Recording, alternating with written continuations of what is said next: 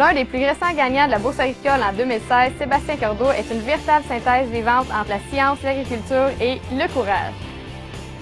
Diplômé en génie de l'électronique avec un baccalauréat en génie de la bioressource et une maîtrise en sciences, Sébastien Cordeau est une espèce de scientifique de l'agriculture. J'ai toujours eu un esprit agricole pareil, même si je suis en électronique, j'ai fait des projets qui étaient reliés à l'agriculture, fait que j'ai toujours eu l'agriculture en moi depuis que je suis là. Ici, on a deux fermes. La première des fermes, je suis la 5e génération, on fait maïs, soya, blé.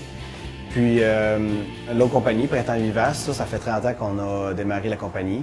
Puis on fait des fleurs vivaces en champ, du safran puis de la patate douce.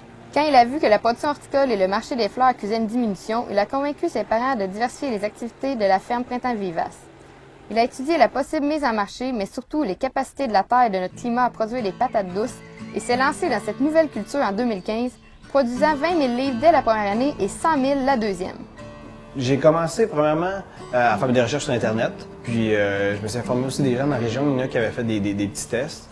Ils me disaient que ça marchait, mais je ne savais pas à quel point ça marchait. On a fait des plans pour 2 arbres, puis on a fait un test, puis ça a bien été. Fait qu'à partir de là, c'était pas super bon la première année, mais année après année, mais on gagne de l'expérience, puis on s'améliore. Puis le marché potentiel pour la patate douce au Québec, était-tu présent? Le marché, il est là. Par contre, il n'est pas si immense que ça parce que nous, pour produire la patate douce ici, nos coûts de production sont vraiment élevés versus aux États-Unis. Par contre, les gens qui veulent un produit local, qui veulent un produit sans pesticides, c'est là que je peux me démarquer, puis c'est là que mon marché est. Le gagnant est M.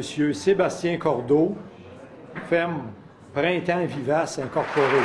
Qu'est-ce que ça t'a envoyé comme message de gagner? Vraiment, c'est un coup de pied derrière. Bravo, continue, puis lâche pas, t'es dans la bonne voie. C'est vraiment ça. Puis ça a ouvert plein d'autres portes aussi par après, rencontrer des nouveaux gens, avoir des nouveaux clients. Donc, je suis super content.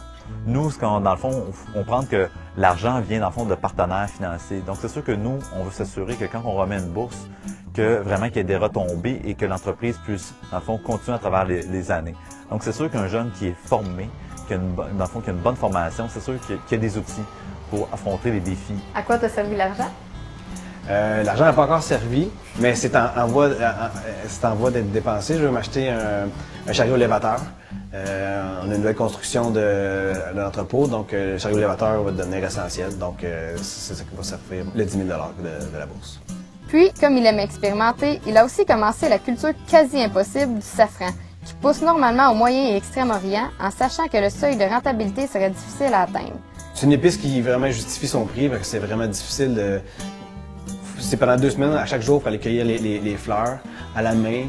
Après ça, il faut décortiquer l'affaire, aller chercher juste le pistil, le faire sécher à la bonne température. Est-ce que c'est plus dans les cultures ou de la transformation que tu as des idées? Cindy, j'ai vraiment beaucoup d'idées de ça.